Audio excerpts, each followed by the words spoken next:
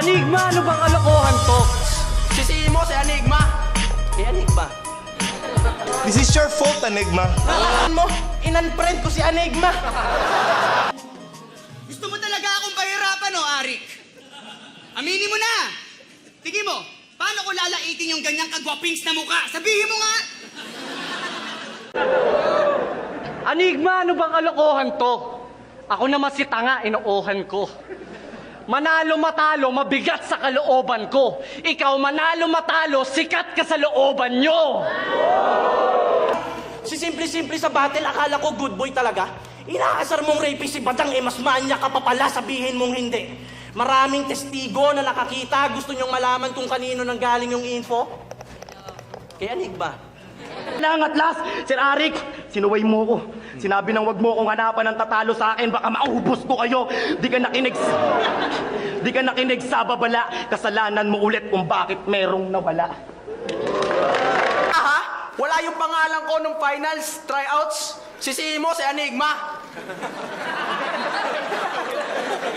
Ikaw may kasalanan lahat. Yo. Puta, damay-damay na to. Alam ko na tunay na pangyayari. Si Enigma mismo naghayag sa mala-uprising ng diskarte. Ika'y ipinasok daw sa grupo dahil may pakay siya na grabe, yun ay makapasok din sa butas nung kapatid mo na babae. Puta, bayaw! Kung ako si J. King, siya naman si Choking. Sa dalas makalimot ng linya.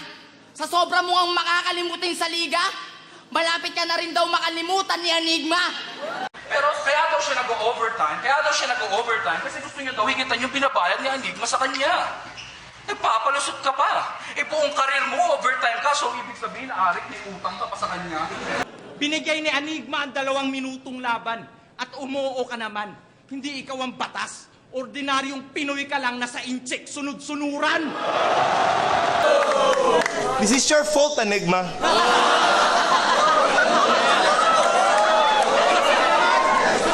You know what I mean? Alam mo nang may sayad, kung si sayad pinapalaban mo pa. May sayad ka ba? Nung nalaman ko na uprising na to, doon ko na napagtanto na may sayad ka nga.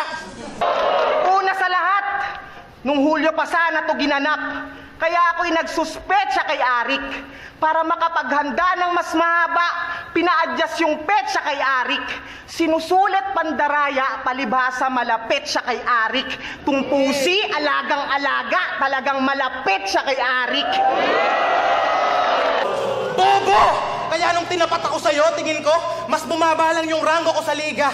Nung chinat sa akin ni Arik pangalan mo, in-unfriend ko si Enigma.